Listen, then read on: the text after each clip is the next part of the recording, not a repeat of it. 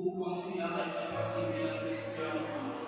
Gawa ang halimbawa ng kanilang pananampalataya at pagmamahal ay pag-ibig.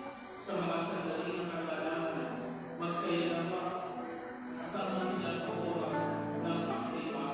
Bigyan sila ng lakas ng loob at tiyak.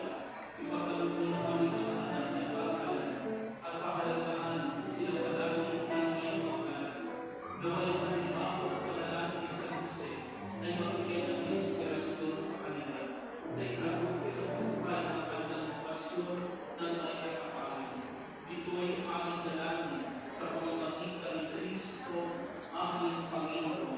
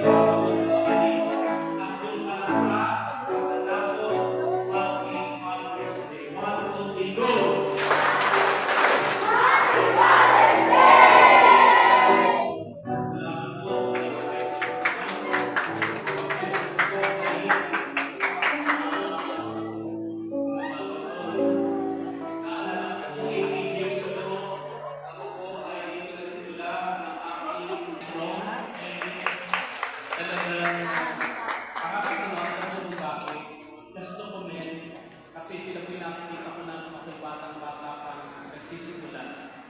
And it's been 17 or 18 years. Pagka po kasi ibang pare, minsan ang iba, nagtatakbo na mawawala. Pero sila, lalong dumadami. No? Lalo pang nagiging strong. It is because they serve the Lord. Amen? Amen! They are not serving the police. Marami kasi, pag yung pari hindi nila gusto sa iba na nagsisimba. Napaka-choosy, napaka-arte, napaka-lalo namang kakaganda. Buwisi. Napapaisip natin, hindi ang pari ang pinaglilikuran, kundi ang simbahan at Diyos. No? Bakit naman ako naging seminarista dito? Marami po ako nakita ang seminarista namin na kapag-asawa dito. Inaasal. Ako lang yan ang malukay taglay, ang kapayapaan ni Kristo. Salamat sa Diyos!